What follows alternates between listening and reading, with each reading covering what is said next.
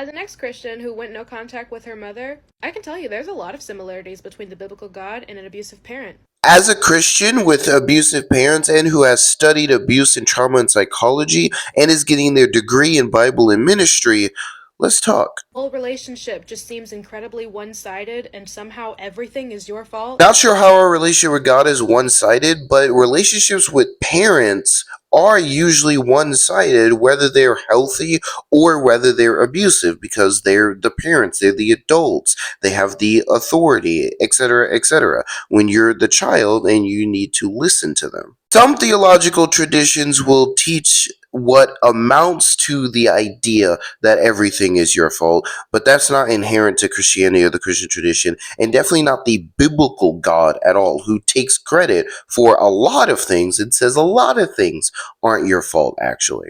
They tell you never to question them and not to lean on your own understanding because they know best, even when what they're doing is clearly hurting you.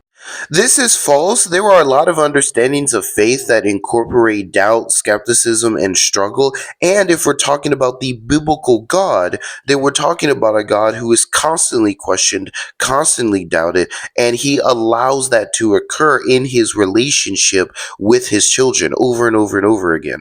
I propose that doubt, struggle, skepticism, etc., should be a feature of faith rather than a faith being a rejection of those things. They're incredibly narcissistic and expect complete devotion from you. In a way that a spouse rightly expects devotion from their other spouse, yeah, that is the case. However, God is not narcissistic by definition, because if God is empathic, which I'm going to argue he is, biblically and philosophically, then he cannot be narcissistic. Always there to ask things of you, and you are supposed to be completely grateful to do it and not expect anything in return. But when you ask something of them, they expect you to repay them and be grateful that they did it for you to begin with.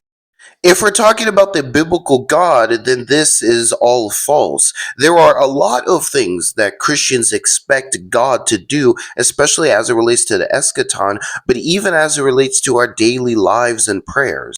Furthermore, because we are in a covenant relationship with God, and given the understanding of covenants in the ancient world, yes, there are expectations from both sides. But that's because we're in a covenant with the Lord, a marriage like agreement with the Lord. Good old, I brought you in this world so I can take you out if I want to. The biblical God does not justify the taking of life in this way.